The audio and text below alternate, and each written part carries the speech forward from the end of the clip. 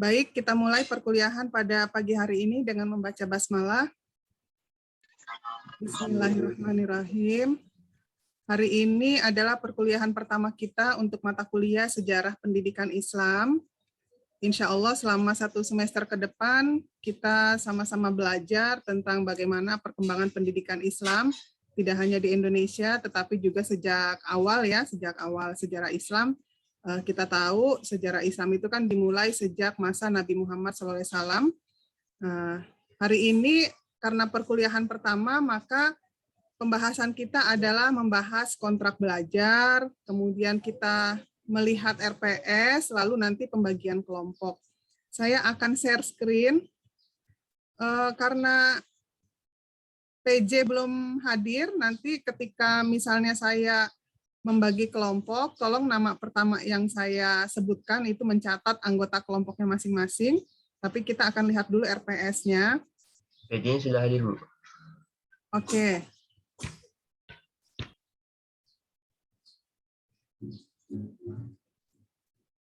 Sebentar, ini sudah terlihat belum? Sudah, Bu. Sudah terlihat ya. Jadi ini tema-tema yang akan kita bahas selama 1 semester, sejarah pendidikan Islam. Sejarah pendidikan Islam ini saya dosen pengampunya, sebanyak 3 SKS ya. Ini merupakan mata kuliah wajib, kemudian capaian pembelajaran kelulusan, menghargai keanekaragaman budaya, pandangan, agama, kepercayaan, dan temuan orisinal yang lain. Kemudian diharapkan mahasiswa bisa menguasai bidang penelitian PAI, lalu mampu mengkaji implikasi pengembangan dan implementasi ilmu pengetahuan, teknologi yang menerapkan nilai-nilai humaniora sesuai dengan keahliannya. Lalu mampu melaksanakan perbaikan pembelajaran secara berkesinambungan melalui tindakan reflektif dan lesson study ya. Nah, mata kuliah Sejarah Pendidikan Islam ini berisi tema-tema tentang pertumbuhan dan perkembangan pendidikan Islam sejak masa Nabi Muhammad SAW sampai dengan nanti kita akan bahas pendidikan Islam di Indonesia sejak tumbuhnya kerajaan-kerajaan Islam di Indonesia hingga pendidikan Islam pada masa kontemporer saat ini. Nah, kemudian ini saya langsung ke tema-tema. Nah, jadi kita seperti biasa, pertemuan itu ada 16 kali pertemuan, jadi ini sudah pertemuan pertama. Pertemuan pertama ini kita akan membahas, pengantar perkuliahan, membahas RPS, kemudian kita nanti menyepakati kontrak perkuliahan. Jadi kontrak perkuliahan ini akan disepakati antara dosen dan mahasiswa dan akan kita laksanakan gitu ya. Jadi kalau misalnya ada saran atau ada usulan gitu silahkan disampaikan pada pertemuan pertama ini gitu, karena kalau sudah di perkuliahan ya kita tinggal melaksanakan apa yang kita sepakati hari ini. Nah, kemudian nanti juga kita akan bagi kelompok ya sesuai dengan tema, karena ini ada 16 kali pertemuan. Pertemuan pertama pengantar perkuliahan, terus nanti dipotong dengan UTS dan UAS, berarti kira-kira ada 13 kelompok yang akan dibagi ya untuk presentasi makalah. Kalau nggak salah, saya sudah pernah masuk di kelas ini ya? Semester 2, Bu. Semester 2, tentang apa mata kuliahnya? Ilmu pendidikan Islam. Oh, ilmu pendidikan Islam. Dengan Prof. Dede ya? Islam dan ilmu pengetahuan, Bu. Iya, dengan Prof. Dede? Iya, Bu. Oke. Lanjut kita pertemuan kedua, nanti ini kelompok 1, membahas tentang pengertian, ruang lingkup, dan manfaat mempelajari sejarah pendidikan Islam. Nah, ini saya tawarkan kepada teman-teman apakah mau volunteer, maksudnya siapa yang mau duluan, atau saya bagi semua. Jadi siapapun harus menerima gitu. Kalau saya sih lebih senang makalah yang pertama, karena kalau pertama ini kan dia masih bersifat umum ya, masih pengertian gitu, masih ruang lingkup gitu ya, masih banyak sumber-sumbernya gitu. Nanti setelah ini baru kita bahas siapa saja anggota kelompoknya. Lalu nanti pertemuan ketiga kita akan membahas pendidikan Islam pada masa Nabi Muhammad SAW. Nah, ini kan kita tahu bahwa Nabi Muhammad ini kan menerima wahyu, kemudian yang pertama dia lakukan adalah dakwah ya, baik dakwah secara sembunyi-sembunyi, lalu dakwah secara terbuka, dan yang pertama diajarkan adalah pendidikan Islam itu masalah ketauhidan gitu, masalah ibadah dan lain sebagainya. Nah, nanti ini dibahas oleh kelompok kelompok kedua ini ya. Lalu pertemuan keempat kita akan membahas tentang sistem pendidikan Islam pada masa Khulafaur Rasyidin dan Bani Umayyah. Jadi ini ada dua cakupan gitu ya. Ada dua periode. Kalau kalian belajar sejarah kebudayaan Islam ini dipecah dua, tapi karena ini di sejarah pendidikan Islam, jadi bisa dibagi dua sub gitu ya, dua sub pembahasan. Yang pertama pendidikan Islam pada masa Khulafaur Rasyidin, nanti sub yang kedua pendidikan Islam pada masa Bani Umayyah. Lalu pertemuan kelima, kita akan membahas sistem pendidikan Islam pada masa Bani Abbasiyah dan sejarah Madrasah Nizamiyah. Nah, Madrasah Nizamiyah ini memang madrasah awal-awal ya, awal Islam gitu, yang sudah terstruktur gitu ya, yang formal. Nah, ini sangat terkenal pada masanya. Nah, ini nanti bisa kalian, referensi cukup banyak ya. Kemudian pertemuan keenam kita akan membahas pendidikan Islam pada masa kerajaan Islam yang besar ya. Jadi di sejarah Islam itu kan yang pertama pada masa Nabi Muhammad, pada masa Khulafaur Rasyidin, Abbasiyah, Umayyah, itu kekhalifahan Islam. Nah, setelah kekhalifahan Islam ini baru dia ada kerajaan-kerajaan besar yang sezaman ya. Ada Turki Utsmani, ada kerajaan Safawi di Persia, dan ada kerajaan Mughal di India. Ini mereka hampir sezaman gitu. Hanya saja wilayah kekuasaannya berbeda. Nah, ini nanti bisa kalian bahas, referensinya juga cukup banyak. Saya tidak membatasi, misalnya kalian harus pakai buku apa, silahkan. Yang penting kalau ada pembahasan tentang ini silahkan dibaca. Dari buku-buku sejarah kebudayaan Islam, atau misalnya dari ensiklopedi gitu ya, dan lain-lain silahkan. Lalu pertemuan ketujuh kita akan membahas pendidikan Islam pada masa kerajaan Islam di Indonesia. Nah, ini jadi tidak lepas dari sebetulnya sejarah pendidikan Islam dengan sejarah kebudayaan Islam hampir sama temanya ya, hanya saja kita lebih spesifik ke pendidikannya. Jadi kalian tidak usah membahas tentang ekspansinya, tentang kebudayaannya dan lain sebagainya. Kalian fokus aja ke masalah pendidikannya gitu ya. Karena kalau masalah keruntuhan dan masalah politik itu udah di mata kuliah sejarah kebudayaan Islam. Jadi biar tidak tumpang tindih, kalian hanya fokus pada masalah pendidikannya. Bisa tentang madrasahnya, bisa tentang tokoh-tokoh pada masa itu gitu ya, keilmuan yang berkembang, dukungan pemerintahan atau khalifah pada saat itu terhadap pendidikan gitu ya. Contoh misalnya kalau pada masa Abbasiyah itu kan dukungan khalifahnya itu sangat kuat terhadap pendidikan ya. Dia tidak hanya melakukan ekspansi wilayah ke negara-negara jauh, tetapi juga sambil ekspansi ketika ada perluasan wilayah, maka motivasinya juga melakukan syiar Islam gitu. Jadi pendidikan Islam itu disebarluaskan, baik dengan pelajaran-pelajaran misalnya hadis, tafsir dan lain sebagainya. Waktu itu juga kedokteran juga sudah berkembang, itu ditransfer ke negara yang baru dikuasai, atau juga melakukan penterjemahan ya. Misalnya dari Eropa, itu buku-bukunya diterjemahkan, dari Yunani, dari Persia, buku-bukunya diterjemahkan ke dalam bahasa Arab sehingga lebih memudahkan untuk dipelajari gitu. Jadi itu contoh misalnya bagaimana dukungan pemerintahnya atau khalifahnya terhadap pendidikan Islam pada masa Abbasiyah. Nah, nanti ini bisa dicari juga di masing-masing tema ini gitu. Apakah ada juga pemerintah yang tidak mendukung pendidikannya gitu, sehingga pada masa itu tidak ada tokoh-tokoh atau ilmuwan-ilmuwan yang menonjol gitu ya. Jadi semua berpengaruh. Jadi kalau khalifahnya atau pemerintahnya mendukung perkembangan ilmu pengetahuan, maka bisa dipastikan banyak tokoh-tokoh atau ilmuwan-ilmuwan yang muncul pada masa itu. Nah, lalu untuk pendidikan Islam pada masa kerajaan-kerajaan Islam di Indonesia, kita tahu, oh ya, kalian sudah belajar sejarah kebudayaan Islam belum?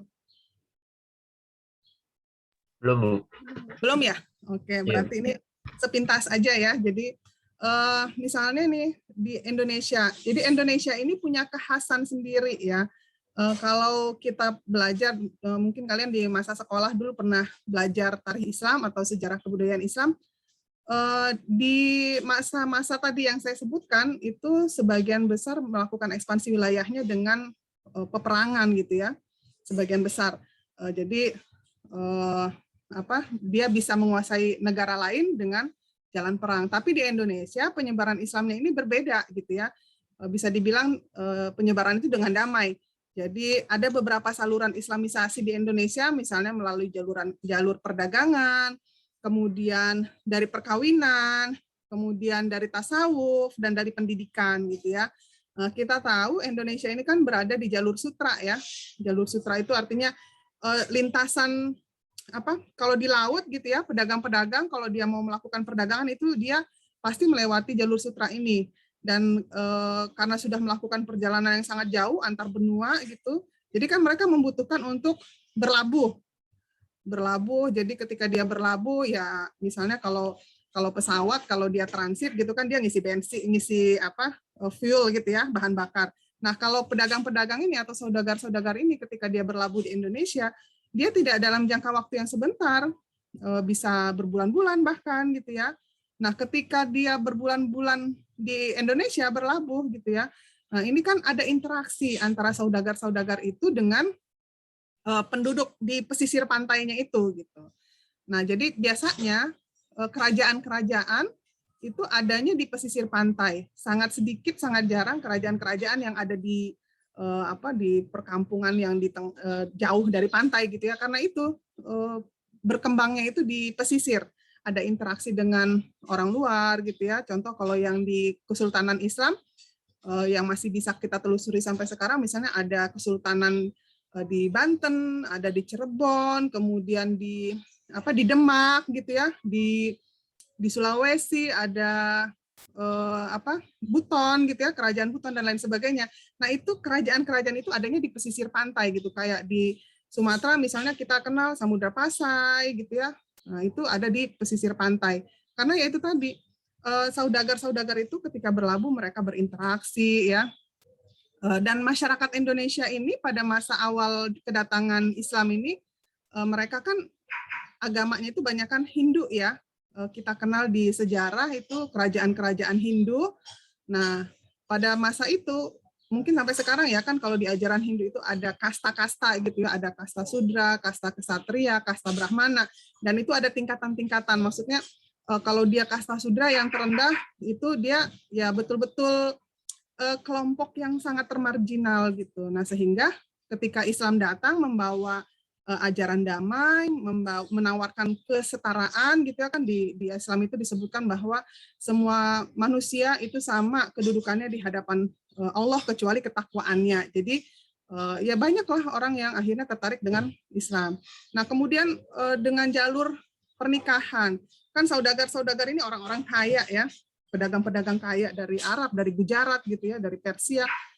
Nah, di masyarakat Indonesia kan kalau ngelihat saudagar-saudagar itu kayak gimana gitu ya, wow gitu. Nah, mereka tertarik gitu ya, suka gitu, dan itu memudahkan untuk terjadinya pernikahan gitu. Dan saudagar-saudagar ini yang berlabuh di Indonesia ini mereka menikahi putri-putri bangsawan, anak-anak raja gitu ya.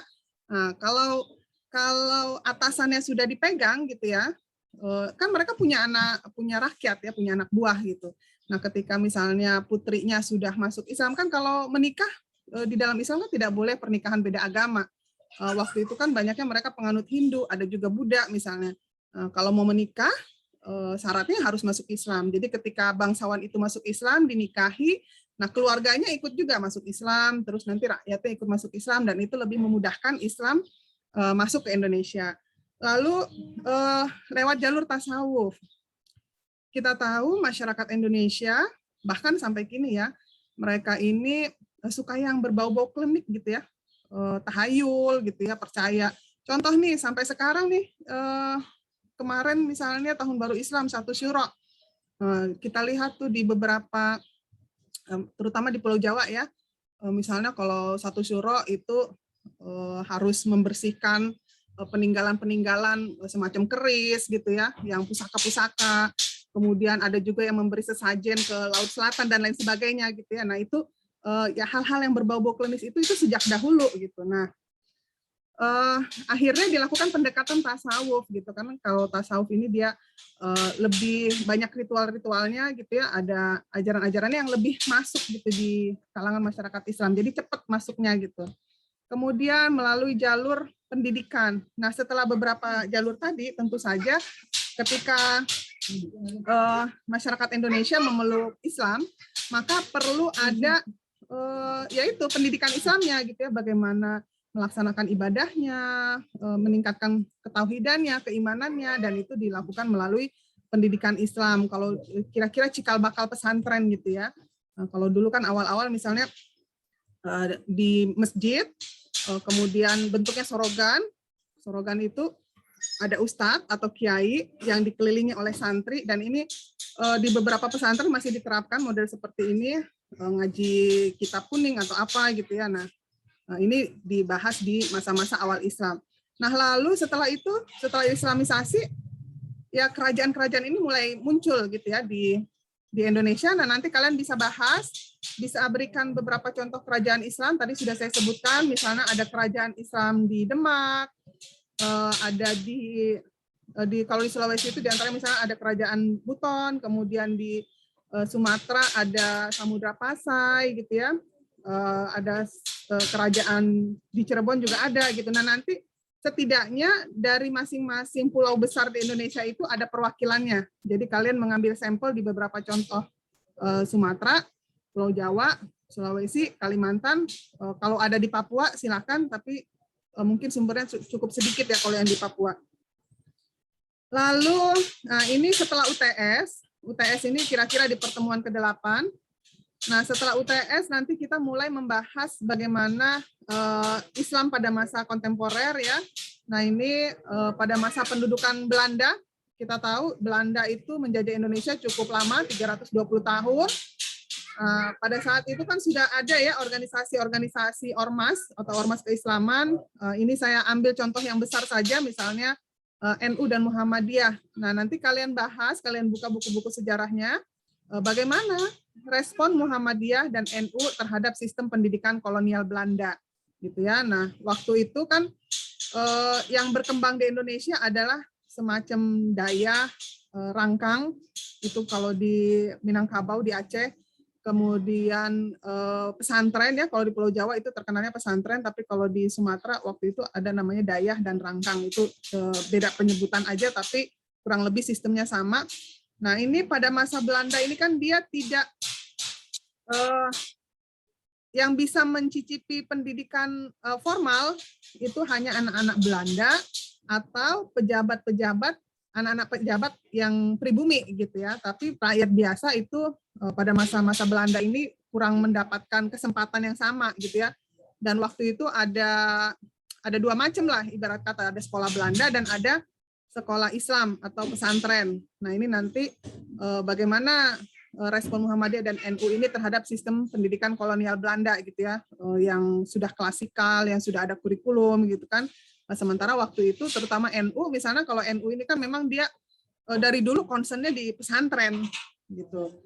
Dan syarat pesantren itu kan harus ada kiai gitu. Makanya di saat ini juga sampai saat ini yang namanya kiai-kiai itu banyaknya dari kalangan NU. Kalau Muhammadiyah kan memang dia sejak awal itu lembaga pendidikannya itu lembaga pendidikan ya kita lihat misalnya sekolah-sekolahnya itu sekolah formal gitu ya. Ada juga bahkan sekolah kedokteran gitu ya, tapi sangat jarang pesantren Muhammadiyah. Saya pernah dengar di Jogja kalau nggak salah mulai ada juga ini. Nanti kalian cek di buku sejarahnya. Nah, lalu pertemuan ke-10 kita akan membahas bagaimana perkembangan dari surau ke sekolah. Gitu. Nah, ini studi kasusnya di Minangkabau ya. Kalau di Minangkabau itu namanya surau.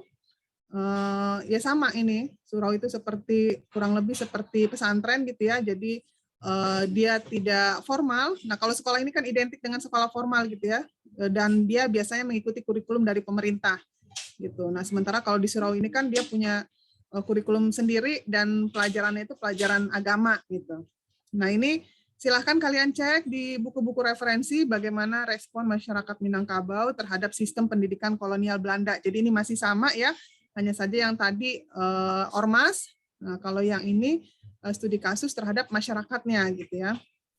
Kita tahu di Minangkabau itu kan sangat agamis ya, kira-kira sama lah kalau Kalau di Jakarta itu kayak masyarakat Betawi, kalau orang bilang Betawi itu sudah hampir dipastikan itu pasti Islam. Nah, di Minangkabau juga itu mayoritasnya Islam gitu ya. Jadi kalau kita kenal orang Padang ya berarti orang Islam gitu. Nah, sama lah kira-kira. Kemudian pertemuan ke-11 kita akan membahas bagaimana gagasan dari sekolah tinggi Islam ke Universitas Islam Negeri. Nah, ini perguruan tinggi Islam negeri ya. Contoh misalnya ada beberapa istilah kita kenal. Yang pertama, tingkatan pertama UIN. UIN itu bukan hanya di Jakarta, di beberapa provinsi di Indonesia itu sudah banyak UIN ya. Jadi UIN, Universitas Islam Negeri. Nanti kalian bedakan UIN itu apa. Jadi UIN itu biasanya fakultasnya itu ada fakultas umum, ada fakultas agama. Lalu di bawahnya nanti ada institut. Atau kita kenal IAIN.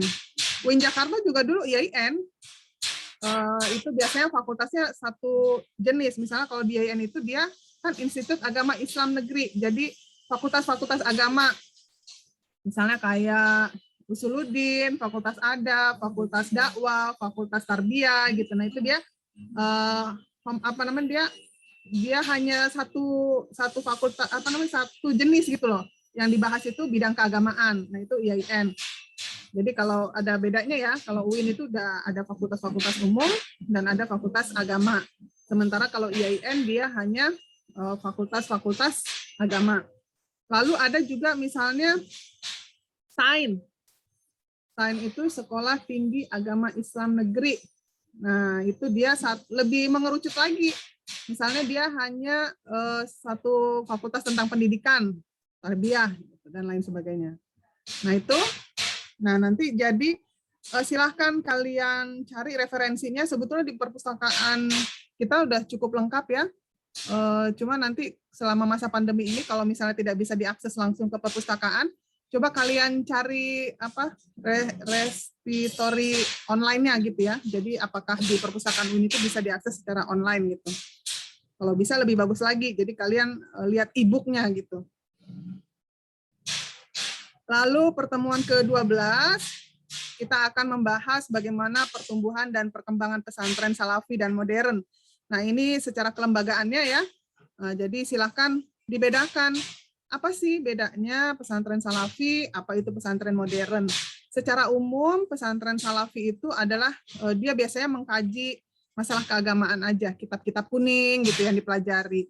Dan dia kalau di Indonesia istilahnya itu non formal gitu ya, karena kalau dia mau melanjutkan ke jenjang selanjutnya maka dia harus mengikuti kejar paket gitu, yang setingkat gitu ya.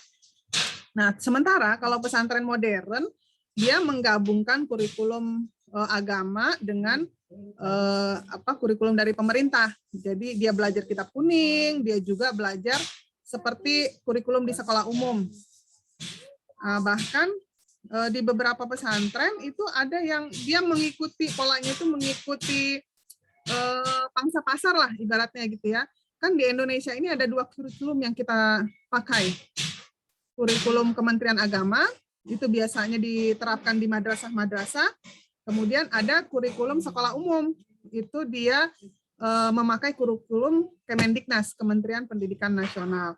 Nah, di salah satu pesantren di Banten, di pesantren Dar El Qolam, dia bahkan punya 4, ada yang dari Dar El Qolam nggak nih? Ada yang lulusan pesantren Dar El Qolam atau misalnya di pesantrennya mengikuti ini kurikulum pesantren modern? Saya dari Darko, Bu, SMP. Nah, siapa namanya? Ini soalnya saya ketemu. Balkis, oke. Ya kan di Darko itu kan ada macam-macam ya, Balkis ya. Misalnya kalau Darko 2, kalau seingat saya dia pakai kurikulum Kemendiknas. Jadi ya materi pondok dia sampaikan, materi keagamaannya. Nah, kalau sekolahnya nanti lulusannya pakai ijazah sekolah umum setaraf misalnya SMA atau SMP. Nah, terus ada juga yang pakai masih di Darko juga dia pakai kurikulum Kemenak ya. Jadi nanti dia lulusannya setingkat madrasah gitu. Ada juga dia nanti kerjasama dengan Al-Azhar. Jadi setelah lulus pesantren bisa kuliah di Al-Azhar dan lain sebagainya. Nah, di beberapa pesantren di Indonesia ini sudah menerapkan ini, gitu ya. Nah, nanti silakan semacam dibikin 3 subbab gitu ya. Ini kan pertumbuhan dan perkembangan pesantren salafi dan modern. Jadi kalian bahas secara umum bagaimana awal mula pesantren di Indonesia, kemudian dia mengikuti kebijakan pemerintah gitu ya, menyesuaikan gitu ya kan. Pernah juga di tahun 80-an itu lulusan dari pesantren-pesantren itu tidak bisa masuk ke perguruan tinggi negeri ya, termasuk ke YIN Jakarta saat itu yang misalnya kayak lulusan Gontor itu pernah tidak diakui sertifikatnya.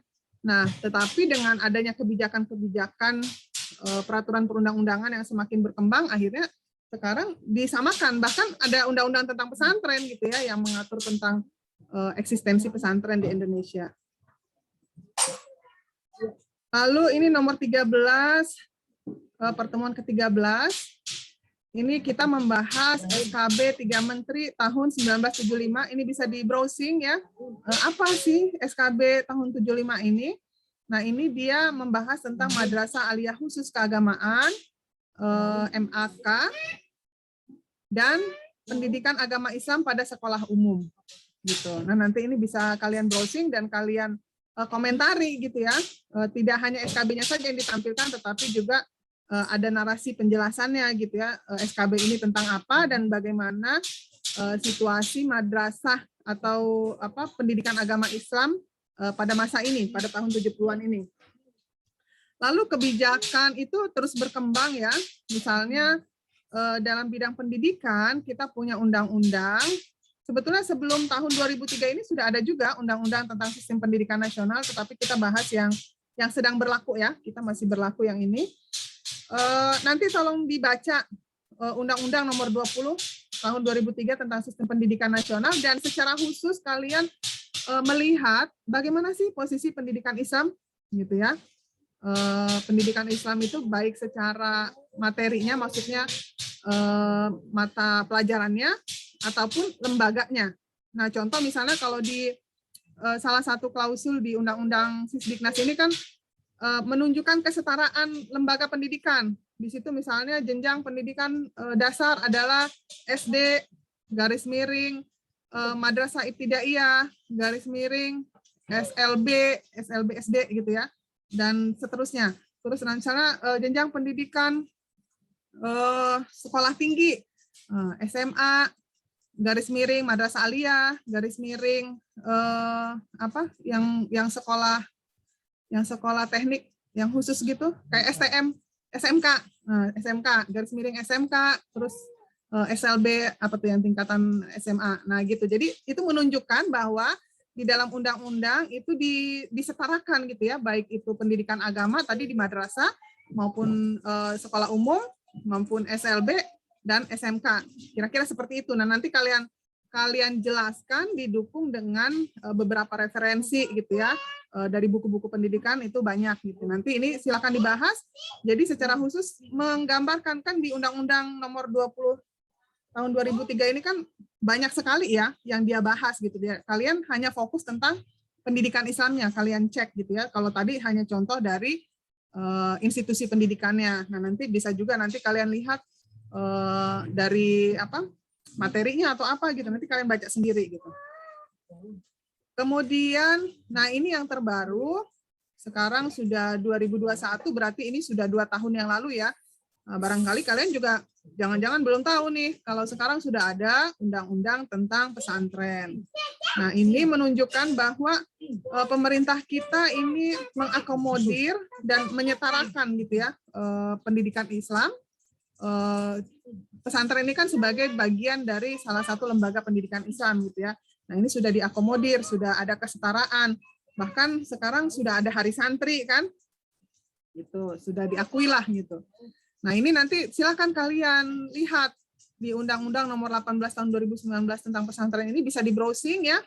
Di-browsing, kemudian kalian baca. Jadi yang disajikan bukan plek undang-undangnya, tetapi undang-undang ini hanya sebagai lampiran saja, kalian membahas isinya gitu ya. Nah, ini sebagai landasan hukum, afirmasi atas jaminan kesetaraan tingkat mutu lulusan, kemudahan akses bagi lulusan, dan independensi penyelenggaraan pesantren. Nah, di sini juga misalnya dibahas nih di undang-undang ini sepintas ya, salah satu poinnya disebutkan siapa sih yang bisa mendirikan pesantren gitu kan.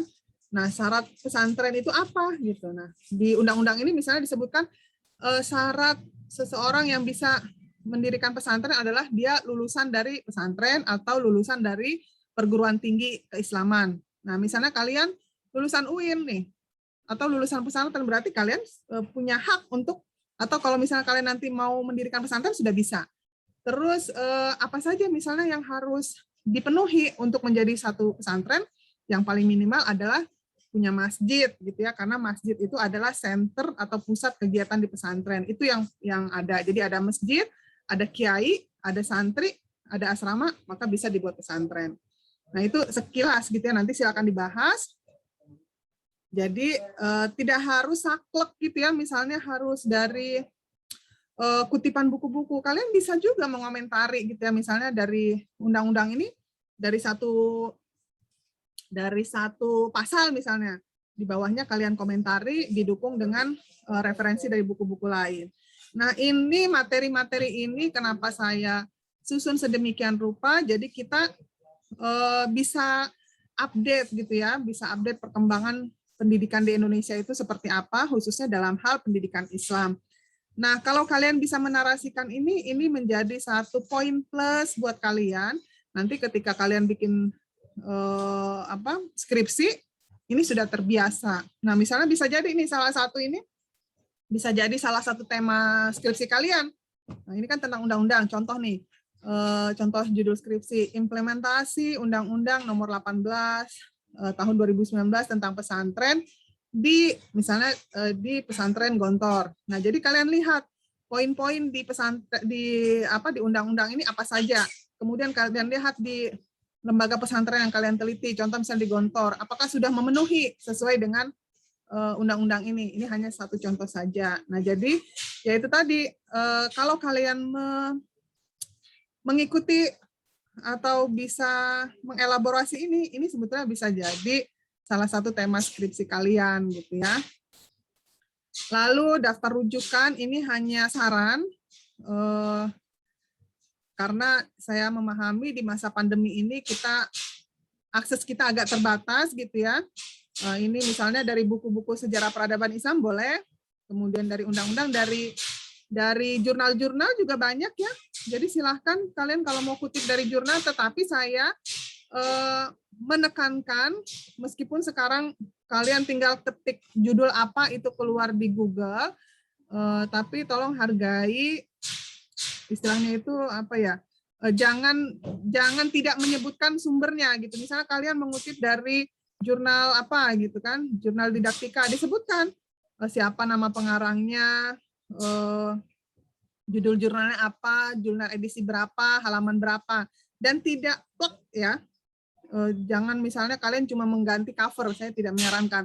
Nah, untuk menghindari terjadinya hal-hal tersebut, maka saya minta ada lampiran plagiarisme checker. Kalian sudah pernah pakai plagiarisme checker? Sudah, Bu. Sudah. Nah, jadi dilampirkan berapa ya toleransinya? 25% bisa? Insya Allah bisa, Bu. Bisa ya. Nah, itu kan sebetulnya ada juga tekniknya ya. Jadi kadang-kadang yang biasanya banyak kena plagiat itu contoh terjemahan Al-Quran gitu ya. Nah, itu sebetulnya atau misalnya kutipan quote-quote yang populer gitu ya. Nah, itu bisa diparafrase gitu ya.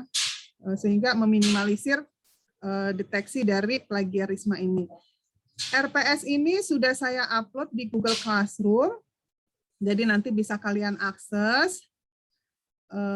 Kemudian tadi siapa PJ-nya? Anggita, Bu. Anggita mana? Halo Ibu. Oke, Anggita. Ini berarti perkuliahan kita yang pertama ya, maksudnya dosen lain belum ada yang masuk ya, karena kita jam pertama ya. Iya, Bu. Satu kelas berapa orang?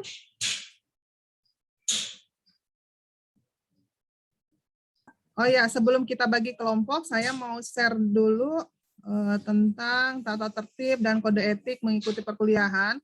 Ini dibuat oleh Prof. Abu Dinata.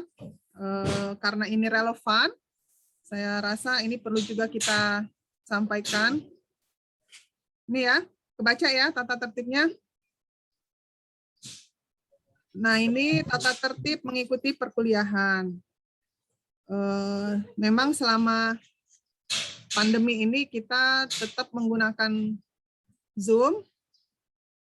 Ini misalnya kalau kayak tadi gitu ya, saya insya Allah 15 menit sebelum mulai perkuliahan akan saya buka Zoom-nya. Dan mahasiswa ini paling lambat 10 menit sebelum mulai perkuliahan ini sudah hadir di Zoom.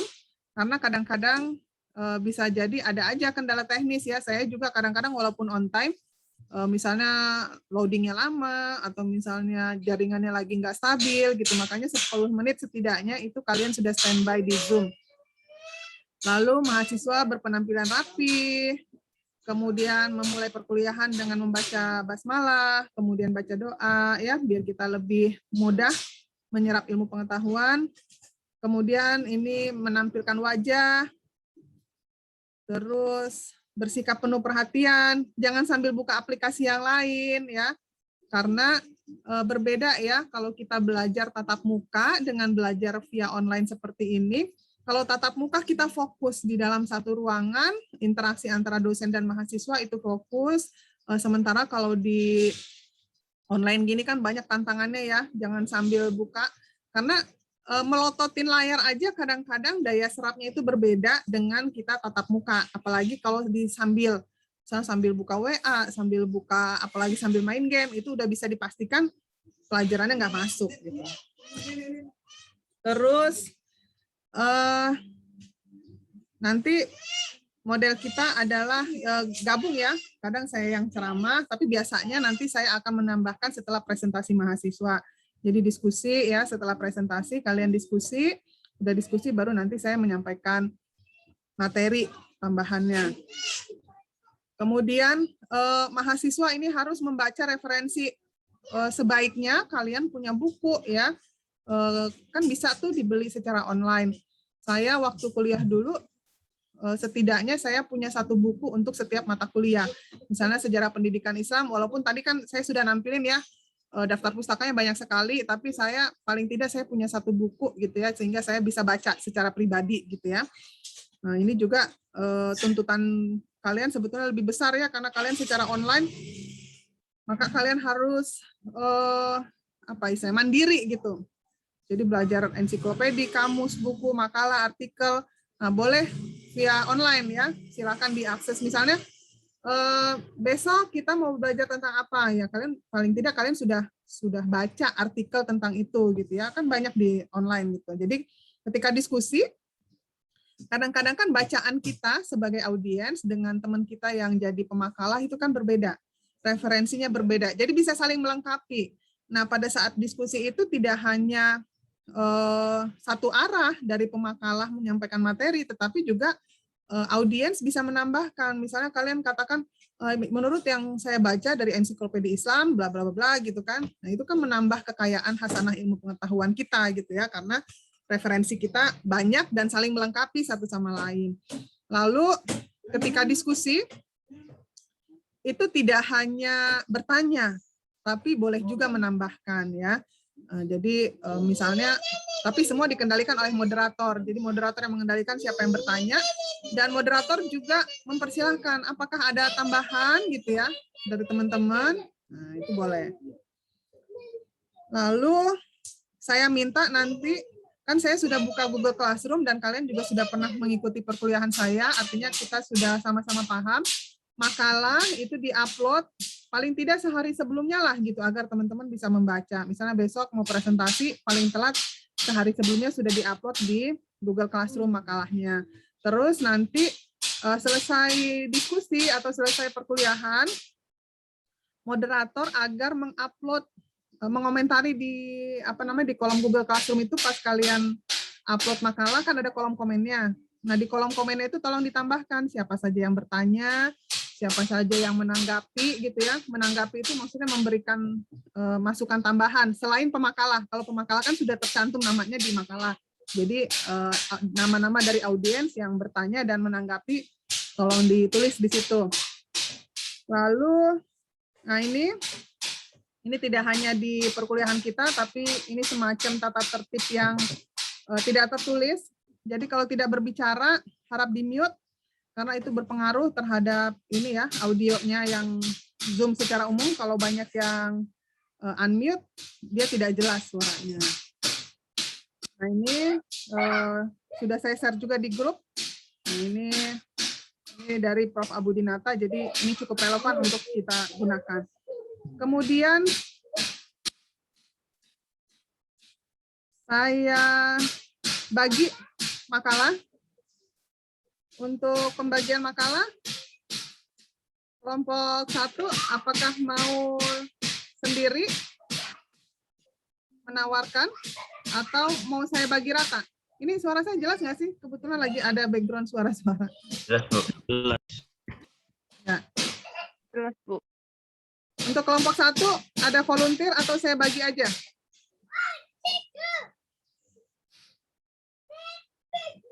Saya lihat absennya, sebentar.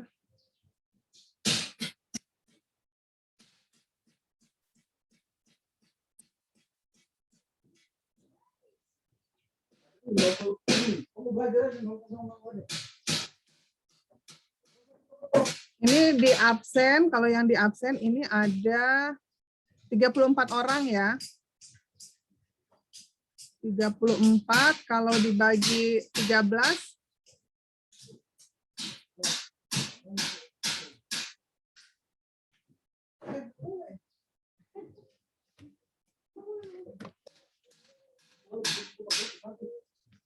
Sebentar, tadi saya bawa pulpen.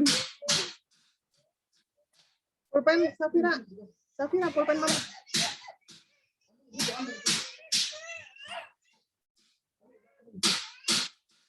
Sebentar, saya hitung dulu ya.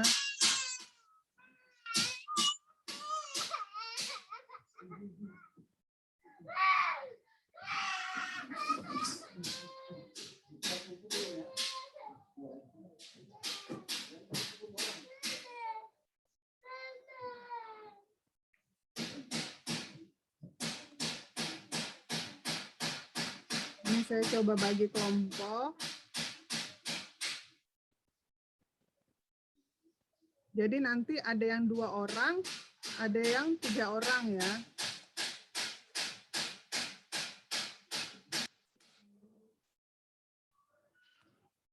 Ada 13 kelompok.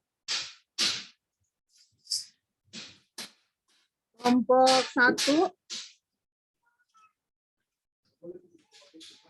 Rifki Hari dengan Devi Komala. Kelompok 2, Ihza Pramudia dengan Latifatul Farida.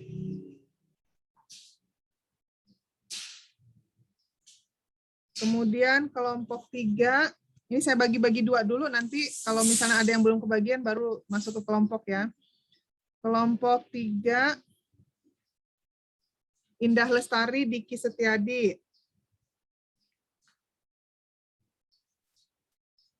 Kelompok 4, Andreansa Permana Ajis dengan Alifian. Kemudian kelompok 5, Rifda dengan Anggita. Kalian sambil catat juga ya.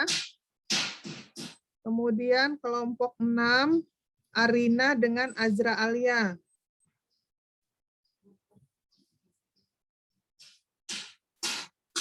Kelompok 7, Dede Alfia dengan Ilman Asy'ari.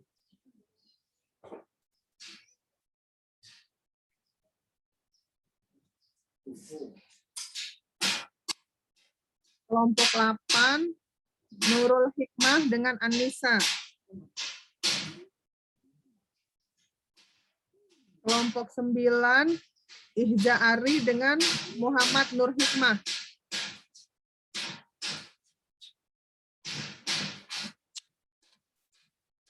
Kelompok 10, Muhammad Umar Syafiq dengan Mahira.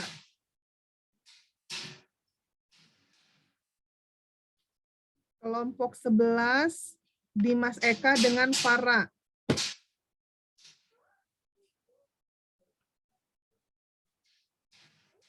Kelompok 12, Ikhtiarti Barokah dengan Nuraini.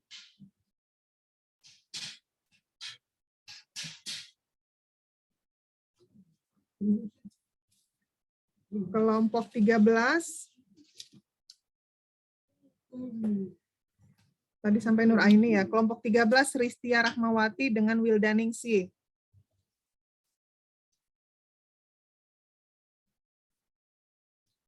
Berarti ada tadi sampai Wilda. Nashwa dan Nurini ini di kelompok, saya lihat dulu ininya, materinya.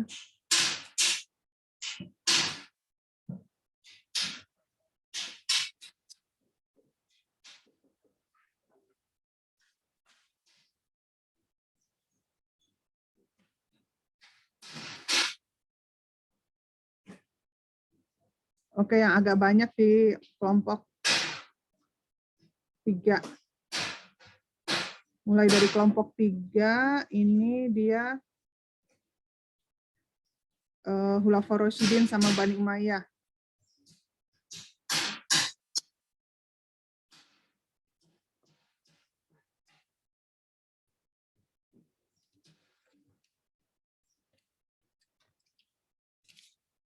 Tadi sampai Wilda ya. Nashwa dan Nurini masuk kelompok 3. Kemudian Muhammad Gusti Hasfi masuk kelompok 4. Kelompok 4. Muhammad Gusti.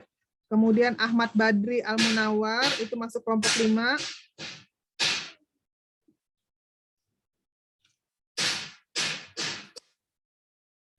Alisa Aulia masuk kelompok 7.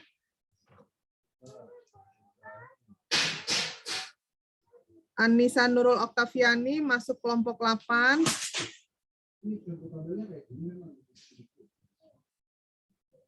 Kemudian Ashifah Alfirda masuk kelompok 9.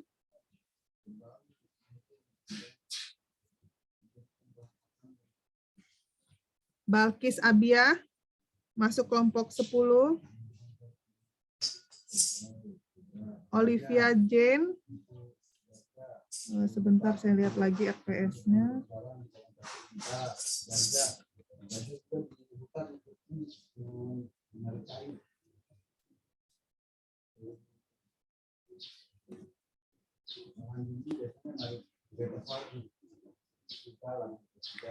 Kelompok 12 ya.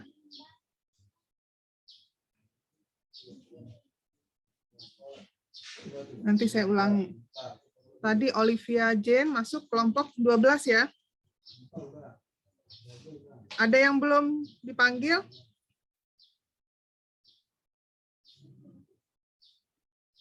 Saya ulangi ya. Kelompok 1, sebentar saya sambil lihat ini temanya.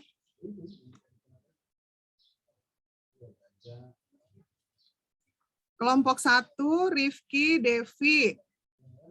Temanya pengertian ruang lingkup dan manfaat sejarah pendidikan Islam. Kelompok 2, Ihza Latifatul.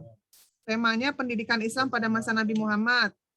Kemudian kelompok 3. Kelompok 3 ini Indah Diki dengan Nashwa. Temanya sistem pendidikan Islam pada masa Khulafaur Rasyidin dan Bani Umayyah. Kelompok 4, Andrean, Alifian, Muhammad Gusti. Temanya sistem pendidikan Islam pada masa Abbasiyah dan sejarah Madrasah Nizamiyah. Kemudian kelompok 5, Rifda, Anggita, Ahmad Badri. Temanya pendidikan Islam pada zaman Kerajaan Islam, Turki Utsmani, Syafawi, kemudian Mughal. Mughal ini di India ya. Kemudian kelompok 6, Arina Azra. Ini kelompok 6 ini temanya pendidikan Islam pada masa Kerajaan Islam di Indonesia. Lalu kelompok 7, Dede Ilman, Alisa Aulia. Oh, atau ini dikurangi ya, sorry. Alisa Aulia nanti pindah ke kelompok 6 ya, karena temanya lebih banyak.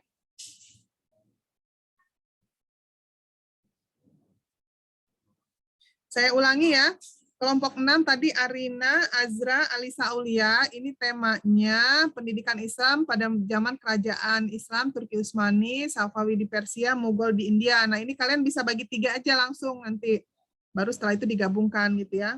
Nah, ini kelompok 6. Sorry, salah saya tadi ya? Kelompok 5 ya? Maaf. Yang barusan saya sebut itu tema kelompok 5. Jadi kelompok 5 tadi kan Rifda, Anggita, Ahmad Badri. Nah ini kerajaan Islam, Turki Utsmani, Safawi di Persia, Mughal di India. Nah nanti kalian bisa cek di ini ya, di RPS-nya masing-masing diurutkan. Nah, kemudian kelompok 6 ini membahas pendidikan Islam pada masa kerajaan Islam di Indonesia. Ada Arina, ada Azra, ada Alisa Aulia. Nah, ini saya minta dibagi per, misalnya ada kerajaan di Sumatera, ada kerajaan di Jawa, ada kerajaan di Sulawesi, dan Kalimantan gitu. Nah, ini bisa dibagi 3 orang, setelah itu nanti kalian satukan gitu. Jadi ada pembagian tugasnya. Kemudian kelompok 7 ini Dede Ilman tentang respon Muhammadiyah dan NU terhadap sistem pendidikan kolonial Belanda. Nah ini saran saya bisa dibagi 2 juga. Misalnya si Dede tentang Muhammadiyahnya, si Ilman tentang NU-nya, baru nanti kalian gabungkan dan kalian dikomentari bareng-bareng gitu. Kemudian kelompok 8 Nurul, Anissa ada 2 ini ya. Ada Anissa Nurul. Ini di kelompok 8, temanya dari surau ke sekolah, respon masyarakat Minangkabau terhadap pendidikan kolonial Belanda. Kemudian kelompok 9, Ihza Arin, M. Nur Hikmah, Ashifa, ini gagasan dari Sekolah Tinggi Islam ke Universitas Islam Negeri. Kemudian ini juga terbagi 3 ya, kalau nggak salah, yang poin tentang, atau saya sambil share screen ya? Tadi saya belum share screen ya, biar kalian juga bisa ngelihat maksudnya. Nah ini. Oke, ini tadi sampai di mana?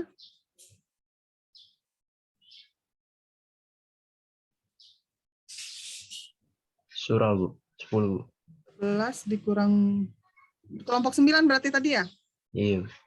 Oke, kelompok 9 tadi Ihza Ari, M. Nur Hikmah, Ashifa, ini pembahasan tentang gagasan dari Sekolah Tinggi Islam ke Universitas Islam Negeri. Nah ini juga dia terbagi 3 kan, ada IAIN, ada UIN, ada STAIN. Nah ini bisa dibagi 3, terus nanti baru kalian satukan, dikomentarin lagi. Kemudian ini berarti kelompok 10 ya. Kelompok 10, M. Umar, Mahira, Balkis, temanya pertumbuhan dan perkembangan pesantren salafi dan modern. Nah ini nanti boleh kalau mau ada studi kasus boleh juga, misalnya contoh pesantren salafi apa, contoh pesantren modern apa, kemudian bagaimana kurikulum dan pembelajarannya boleh juga ditampilkan. Kemudian kelompok 11, Dimas dengan Farah. Dimas dan Farah ini membahas SKB 3 Menteri. Lalu kelompok 12, Ikhtiarti Nuraini dengan Olivia ya. Olivia, ini kelompok 12, membahas tentang posisi pendidikan Islam dalam Undang-Undang Sisdiknas.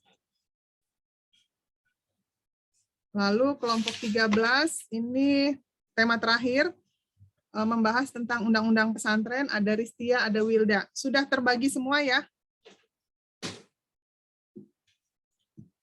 Sudah, Bu.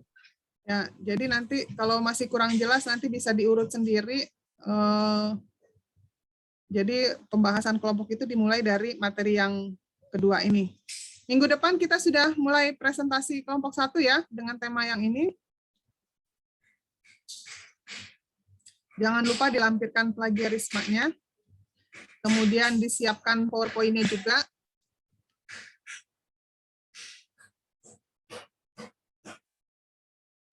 Untuk laporan perkuliahan, silakan dibuka kameranya. Kita akan screenshot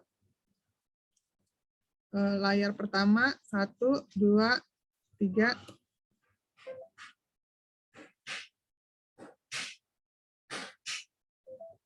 Layar kedua,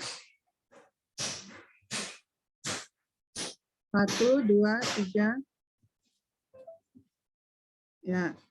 Yang belum absen, silakan absen di Google Classroom karena nanti juga akan saya capture ke laporan PJJ. Mungkin sampai di sini dulu perkuliahan kita pada pagi hari ini.